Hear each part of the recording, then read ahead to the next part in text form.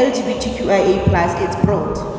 We have different people with different gender identities, sexual orientations, but I'm going to focus mainly on transgender individuals. So as I'm not going to explain everything here. We are here even after the service to answer any questions that you might be having. If maybe you saw something here, we did not talk about it, and you feel you want to know more, we are there, we can give you more information. So basically, when we're talking about the LGBTQIA+ community, we're talking about lesbians, we're talking about gays, we're talking about transgender people, we are talking about queer individuals, we are talking about intersex people, we're also talking about asexual people or even the allies. And then we also having the plus that says there is still more to come. There are still other people with gender identities, sexual orientations that are still there that are not accommodated in this acronym. So, like I said, I will focus mainly on the transgender. I had invited some of our transgender women to come and join us.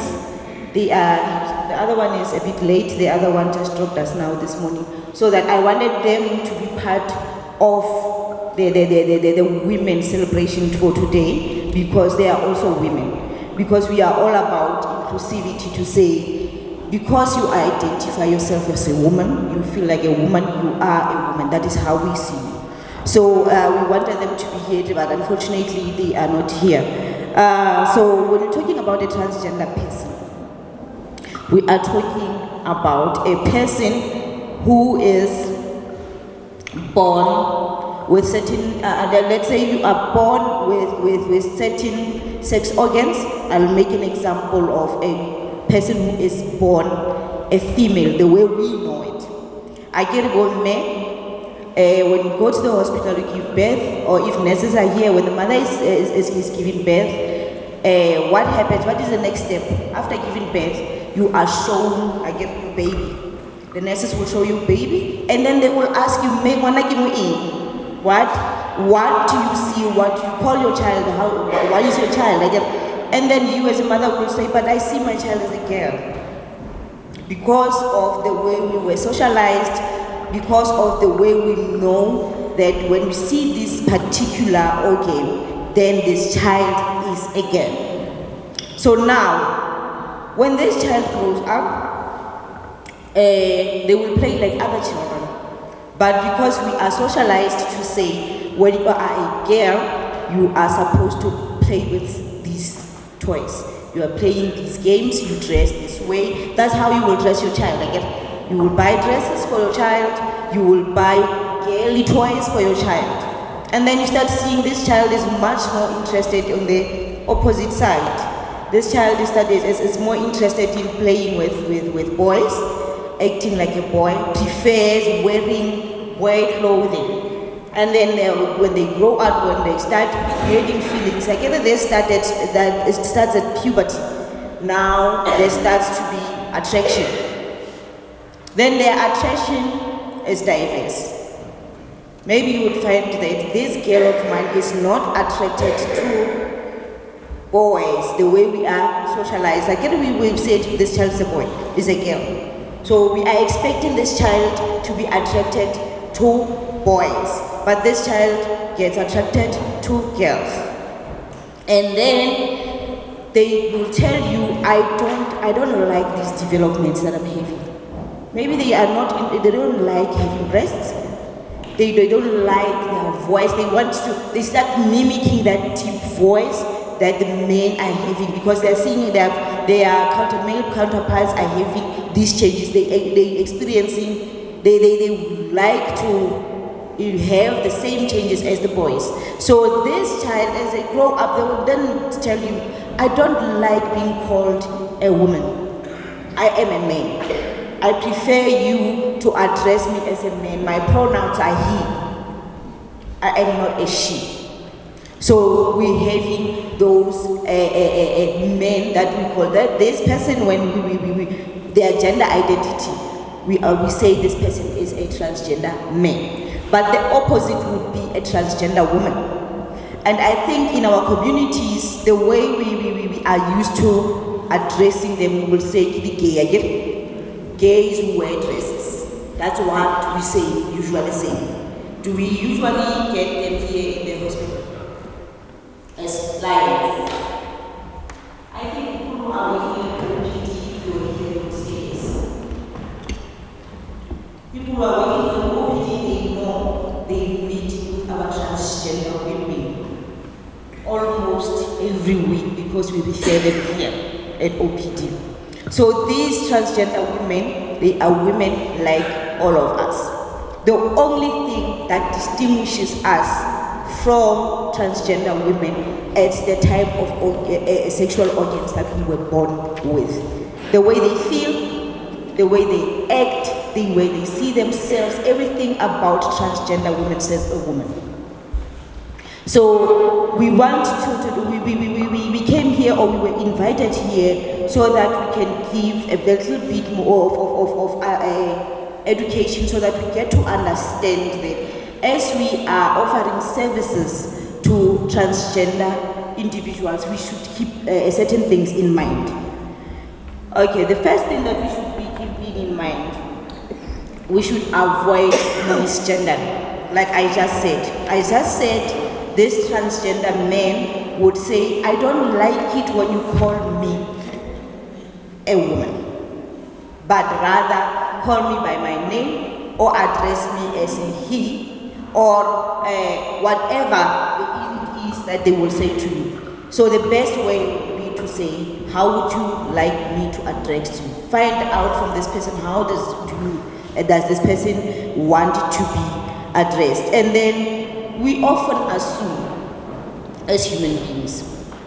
And because we are used to, especially in the location, we have names that we call in our transgender women, Bomati. Yes, those are the names. My friend, some of these names are offensive because if somebody comes to you and acts like your friend and you are not that outgoing or outspoken, it can be offensive because now it feels like this person is overcompensating. So it's better not to assume. It's better to talk to this person like you would have spoken to any other person that you're having an encounter with. And as we offer services, but this happens mostly, that is why I'm saying I wish the OPD people could have been here. As they offer services, it's important to keep the person's sexuality confidential. Just like we're keeping everything else that is health related confidential. When they come here and they are not comfortable enough to wear a dress coming here, and then they say, okay, I was referred there, but I'm not sure how am I going to be accepted. Maybe they can come here dressed like a man. And then when you are giving a service, you realize, oh, okay, here it is written this person is a transgender woman. There's no need for you to tell the next person. You keep that confidential unless the client gives you permission to say, but I'm okay, you can talk about my sexuality and. So that is very important to our community. And then the discrimination, that one is just heartbreaking. Because you find that transgender women are being beaten up, they are killed, they are raped, only for being themselves. Not for particularly doing anything wrong. So this one it's just painful to think that you might be having, or you might be raising a child who is transgender. And that if we as women in this community, we do not do anything about it, in the future it will be your child, it will be somebody very close to your heart that will be raped, that will be killed, that will be discriminated against. And there is a problem with lack of opportunities. With this one, can you imagine if now you were to advertise a work opportunity and you say, we would like to hire a woman. This one, do you watch Scandal? It's a ETV Scandal. The recent storyline, Dintle trying to hire a woman, and then there came a man dressed as a woman, because this person felt, I am qualified for this job, but because they only want women, I'm going to go there and dress as a woman. So this person was not a transgender woman, but this example is just a perfect example to say, imagine if now this person was a real transgender woman, going there, passing the interview, being the best candidate, and then down the line, people realize that this person was not born female the way we know it. Suddenly they lose their job, or they are discriminated against at work. That is just not fair, because this person was not done favors. This person qualified to be there, but because of their gender identity, it became a problem for them to get opportunities. Some of them, they are not even, they are afraid to go to interviews as themselves. They will, when they have to go for an interview, they will go as men, because now with your document, the ID will say male.